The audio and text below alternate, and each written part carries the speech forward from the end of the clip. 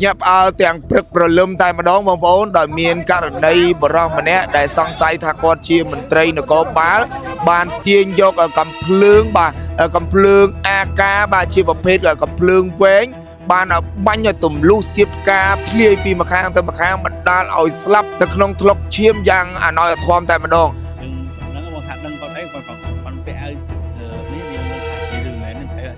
còn riêng sáng sấy bong gì thôi riêng toàn ban từ chết con bong từ tua ban po miềnนี้bài chia mau mà đây bong ở tụm ta ca bánhสำหรับครูนี่กดปลาជាមួយនឹងកំភ្លើងអីដែរបងដឹងតែគាត់ភ្លើងវិញគាត់យើងនិយាយទៅយើងអត់ហ៊ានយើងឡើងមូលដ្ឋានយើងអត់ហ៊ានទៅចិត្តគាត់ឲ្យយើងបានតែគាត់ចាំណាំសល់ចៃមកសិនបាទជំនាញគេមកសិនតែបើមើលជាក់ស្ដែងគាត់ជាមន្ត្រីប៉ូលីសឬមួយក៏មន្ត្រីរាជការខាងអីផ្សេងមកជាក់ស្ដែងហើយជាមន្ត្រីប៉ូលីសណាបាទដោយសារតែគាត់ដឹងតែគាត់ស្គាល់ការស្លៀកពាក់របស់គាត់ខ្ញុំអាចសុំខ្លីៗបានទេបងគាត់ជាមន្ត្រីប៉ូលីសខាងណាដែរបងក្នុងពីនេះគាត់ខាងផ្ទៃបងតែគាត់ត្រែដល់ឥឡូវគាត់ចូលនិវត្តន៍ហើយនៅបងគាត់មានវិបត្តិមានបញ្ហាអីបានគាត់ឈានដល់ថ្នាក់បាញ់សម្រាប់ខ្លួនឯងអញ្ចឹងបង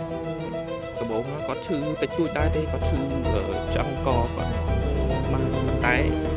ក្រោយមកគាត់គាត់ឈឺទៅគាត់បាត់ទឹកចិត្តវិញអញ្ចឹងបាទគាត់បាត់ទឹកចិត្តអញ្ចឹងទៅគាត់សម្រាប់អត់លក់គាត់លេបថ្នាំងត់មួយគេហើយគាត់ចែល្វើល្វាយមកយ៉ាងហើយជាលើកដំបូងកាហ្វេ 4 in 1មាននៅស្រុកខ្មែរផលិតដោយក្រុមហ៊ុនកាហ្វេធម្មជាតិ Sinvayu ធានាទាំងគុណភាពនិងតម្លៃថោកត្រឹមតែ 1000 រៀលក្នុងមួយកញ្ចប់និងមានតែមួយគត់នៅកម្ពុជាសម្រាប់អ្នកមានបញ្ហាសុខភាពដូចជាលើសជាតិស្ករលើសជាតិខ្លាញ់លើសជាតិអាស៊ីតឬក៏លើសឈាមនិងមានបញ្ហាឈឺសន្លាក់ឈឺចុកព្រួយតាមសាច់ដុំចង្ហាយបាត់ជើងសគាបាត់ជើងពិបាកក្នុងការគេងឥឡូវគឺខ្ញុំសូមណែនាំជាមួយនឹងកៅអីបាត់ជើង50 ដែលវាមានប្រសិទ្ធភាពខ្ពស់ខ្លាំងមែនទែនក្នុងការបឺតយកស្រូបជាតិពុលនៅក្នុងរាងកាយរបស់យើងកំឡុងពេលគេថែមទាំងបង្កើនភាពស៊ាំបង្កើនចរន្តឈាមនិងថែមទាំងជួយបំបត្តិបញ្ហាឈឺចុកចាប់ចុកព្រួយហើយបើសម្រាប់ការប្រើប្រាស់វិញគឺងាយស្រួលមែនទែនបបគ្រាន់តែបិទនៅលើបាត់ជើងមុនចូលគេងហើយស្អែកព្រលឹមឡើងនៅពីគេងយើងបកចេញគឺមានអារម្មណ៍ថាធូរស្រាលស្រស់ស្រាយតាំងពីបកប្រែលើដំបូងនឹងមកអញ្ចឹងបងអង្គគូមីងអាចរកទិញបាននៅលើទីផ្សារទូទាំង25ខេត្តក្រុងឬក៏អាចតំណតាម page ឬក៏ Telegram ដែលមាននៅក្នុងវីដេអូនេះបានខ្ញុំអាចសុំខ្លីៗបានទេបងគាត់ជាមន្ត្រីប៉ូលីសខាងណាដែរបងកាលពីនេះគាត់ខាងមហាផ្ទៃបងគាត់តែគាត់ត្រែដល់ឥឡូវគាត់ចូលនិវត្តន៍ហើយនៅបងគាត់មានវិបត្តិមានបញ្ហាអីបានគាត់ឈានដល់ថ្នាក់បាញ់សម្រាប់ខ្លួនឯងអញ្ចឹងបងដំបូងគាត់ឈឺតិចតួចដែរទេគាត់ឈឺឆ្អឹងកគាត់នេះបាទប៉ុន្តែក្រោយមកគាត់ដូចគាត់ឈឺទៅគាត់បាក់ទឹកចិត្តភ្លាមអញ្ចឹងណាបងបាទគាត់បាក់ទឹកចិត្តអញ្ចឹងទៅគាត់សម្រាប់អត់លក់គាត់លេបថ្នាំងត់ល្ងួយគេហើយគាត់ចែល្វើល្វាយមួយរយៈហ្នឹងហើយខ្ញុំប្រាប់ដែរហ្នឹងថាបាយលងអារម្មណ៍ទៅចាំខ្ញុំយកទៅជាបាលអីចឹងណាធ្លាប់យកទៅដល់ខាងគេខាងអីដែរបាទប៉ុន្តែគាត់ដូចថាដល់ពេលគាត់ឈឺទៅគាត់ធ្លាក់បាក់ទឹកចិត្តទៅចឹងទៅហើយអត់អីទេមួយរយៈហ្នឹងតែខ្ញុំនៅអត់នៅផ្ទះមួយគាត់ទេខ្ញុំនៅគួរស្រូវណាបាទដល់ពេលហើយគាត់នៅបឹងជប៉ុនមួយប្អូនខ្ញុំនោះទេ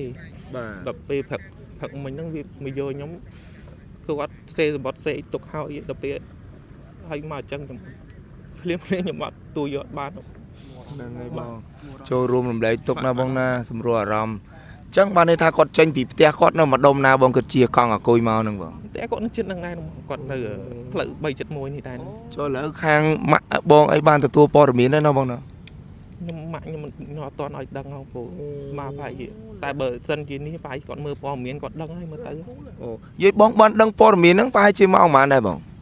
ខ្ញុំព័ត៌មានហ្នឹងបងអូនខ្ញុំមកយកមិញហ្នឹងមកយកមិញខ្ញុំដឹងហ្នឹងខ្ញុំអត់ដឹងអីសោះបងមើលតាមក្រុមព័ត៌មានមែនគាត់មើលតាមក្រុមមែនហើយគាត់ក្រុមពួកបងអូនខ្ញុំគាត់មន្ត្រីក៏បាទដែរដល់ចឹងប្រហែលជាគាត់មានទទួលបានព័ត៌មានមុនចឹងណាខ្ញុំអត់ដឹងទេហើយបងប្អូនចូលរួមរំលែកទុកណាបងណាបាទនេះគឺជារឿងរ៉ាវដែលសោកសៅមួយទៀតហើយដែលលោកពូគាត់ជាមន្ត្រីបាទនគរបាលដែលគាត់ចូលនិវត្តន៍ហើយការដែលគាត់បាញ់សម្លាប់ខ្លួននេះបើតាមការបញ្ជាក់បឋមពីសាច់ញាតិនិងក្រុមគ្រួសាររបស់គាត់គឺថាគាត់មានជំងឺប្រចាំកាយដោយសារតែគាត់គិតច្រើនមានជំងឺប្រចាំកាយផងក៏កើតចេញជាការចង់បញ្ចប់ខ្លួនឯងមានការរងទុក្ខក៏ដូចជាគាត់មានជំងឺប្រចាំកាយដោយសារតែពិបាកទទួល យកពេកបាទក៏បានជិះម៉ូតូអាគុយបាទចេញពីផ្ទះដោយស្ពាយជាមួយនឹងកំភ្លើងវែងមួយដើមដែលសមត្ថកិច្ចសង្ស័យថាជាកំភ្លើង AK បានបាញ់ទម្លុះសៀតផ្កាពីម្ខាងទៅម្ខាងបណ្ដាលឲ្យគាត់ស្លាប់កាប់មុខទប់នៅលើខឿនផ្លូវបាទនៅក្នុងថ្លុកឈាមគួរឲ្យសង្វេគមែនតើខណៈដែលកូនគាត់ក៏ដូចជាក្រុមគ្រួសារគាត់ឥឡូវនេះបានដឹងព័ត៌មានដោយសារតែគាត់បានមើលគ្រប់ព័ត៌មានក៏បានឃើញព័ត៌មាននេះក៏បានមកដល់ទីតាំងកន្លែងកើតហេតុហើយយើងក៏បានដឹងនៅរឿងរ៉ាវការបាញ់សម្លាប់ខ្លួនឯងនេះគឺគាត់មានវិបត្តិដោយសារតែគាត់មានជំងឺប្រចាំកាយក៏ដូចជាមានការពិបាកទ្រាំខ្លាំងពេកក៏ធ្វើឲ្យគាត់មកសម្រេចចិត្តបញ្ចប់ជីវិតខ្លួនឯងដោយបាញ់ខ្លួនឯងស្លាប់នៅម្ដុំផ្លូវ60ម៉ែត្រដែលនៅក្រោយផ្សារមួយកន្លែងដែលស្ថិតនៅក្នុងសង្កាត់ចាក់អង្រែក្រោមខណ្ឌមានជ័យរាជធានីពេញដែលហេតុការណ៍នេះបានកើតឡើងនៅវេលាប្រមាណម៉ោង5ជាងថ្ងៃទី18ខែឧសភាឆ្នាំ2026នេះដោយមានការភ្ញាក់ផ្អើលដោយសមត្ថកិច្ចបានធ្វើការឃុំព័ទ្ធខ្សែ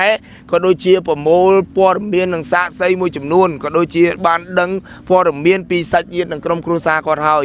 យើងក្នុងនាមជាអ្នកសារព័ត៌មានសូមចូលរួមរំលែកទុក្ខទៅដល់លោកពូដែលគាត់បានបញ្ចប់ជីវិតខ្លួនឯងហើយគាត់ក៏ជាមន្ត្រីនគរបាលដែលគាត់បានចូលនិវត្តន៍នេះជាការបញ្ជាក់ពីបងប្រុសដែលត្រូវជាកូនរបស់លោកពូបាទដែលគាត់បានមកបាញ់សម្លាប់ខ្លួនឯងបញ្ចប់ខ្លួនឯងនេះគឺយើងពិតជាមានការសោកស្ដាយខ្លាំងមែនទែនយ៉ាងណាយើងសូមចូលរួមរំលែកទុក្ខទៅដល់សាច់ញាតិនិងក្រុមគ្រួសារគាត់ខ្ញុំបាទសវណ្ណគិនក៏ដូចជាក្រុមការងារបងអូនហ្វុងនិងក្រុមការងារវិទ្យុយើងសូមបញ្ចប់ព័ត៌មានតែត្រឹមនេះរាល់ពេលពេកក៏ដូចជាការអធិប្បាយទៅមានចំណុចខ្វះខាតឬមួយក៏លើសលួសដោយប្រការណាមួយសូមខន្តីអភ័យទោសដល់យើង